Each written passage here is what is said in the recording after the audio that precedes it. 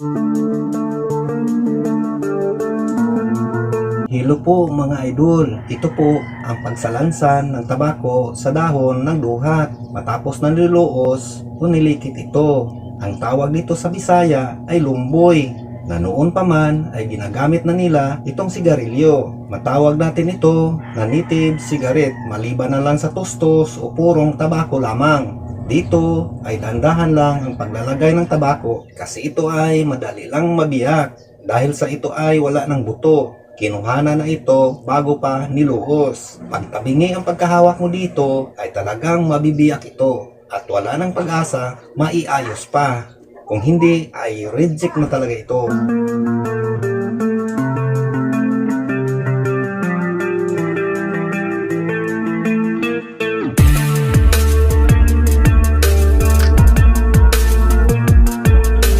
Pag nakagawa ka ng isa, ay ilagay mo ito sa isang ipitan para hindi ito bubukang muli hanggang makagawa ka ng 10 piraso.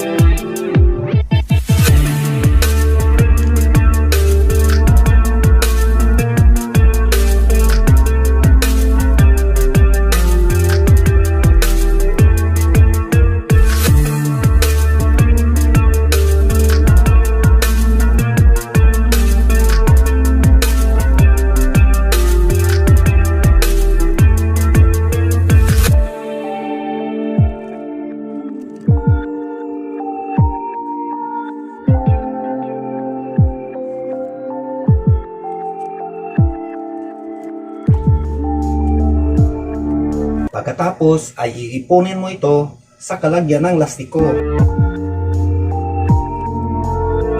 Tawag nila sa Bisaya ay bangan. At dito na rin ikaw makagawa ng presyuhan. Halimbawa sa isang tali o bangan ay tag 10 piso.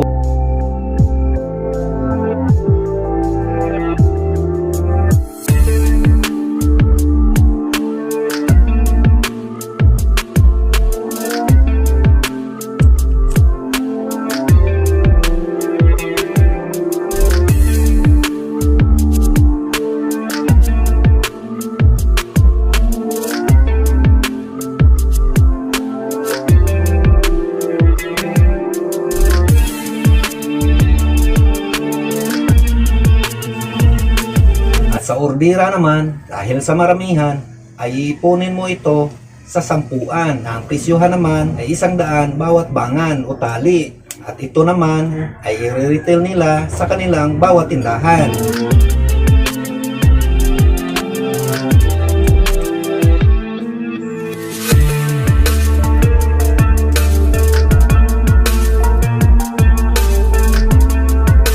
Maganda ito para sa mga tao na nasa bahay lamang, pang-alternatibong pangkabuhayan o pagkapirahan. Sipag at tiyaga lang dito sa paggawa.